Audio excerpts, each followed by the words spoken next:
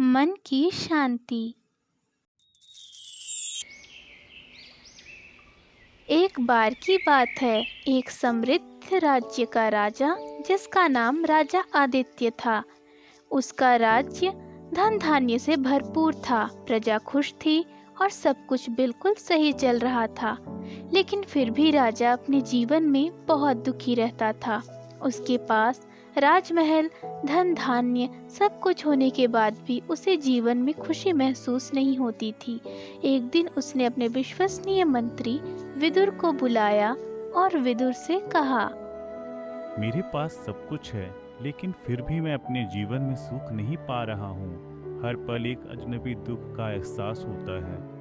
मैं जान नहीं पा रहा मैं इतना दुखी क्यों हूँ। महाराज, आप अपने महल में रहकर कभी अपने मन की शांति नहीं कर सकेंगे।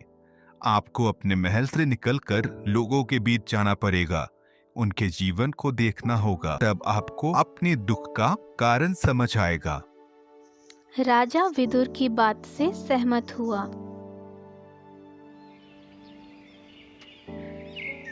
अगली सुबह एक आम आदमी के रूप में राजा राज्य के अलग अलग हिस्सों में घूमने के लिए निकल पड़ा। राजा भेष बदलकर गांव-गांव घूमने लगा और उसने देखा कि लोग अपनी छोटी छोटी खुशियों में बहुत खुश थे।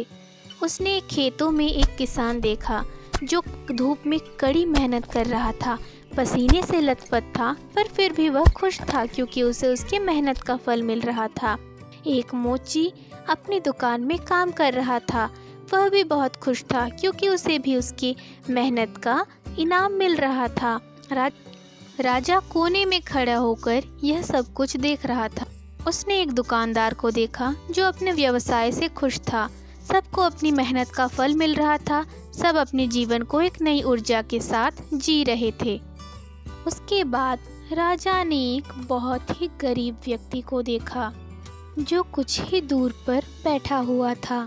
खाने के लिए उसके पास ज़्यादा कुछ नहीं था, फिर भी वह बहुत खुश था।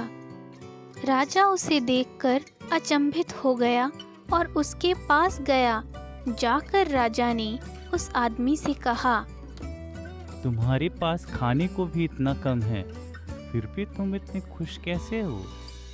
महाराज, खुशी चीजों में नहीं होती, मन की शांति में होती है। मैं अपने पास जो भी है उसमें संतुष्ट हूँ। जब हम ज्यादा की आशा छोड़ देते हैं, मिलता है उसका आभार मानते हैं, तभी हम सुख का अनुभव करते हैं। मेरे पास इतना कुछ है, लेकिन मैं अपने जीवन में आभार नहीं मानता।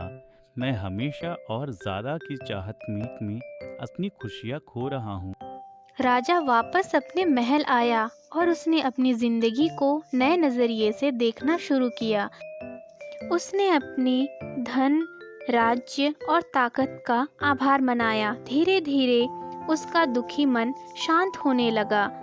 अब उसने समझ लिया कि खुशी बाहरी चीज़ों में नहीं, बल्कि अपने अंदर की शांति और आभार में होती है।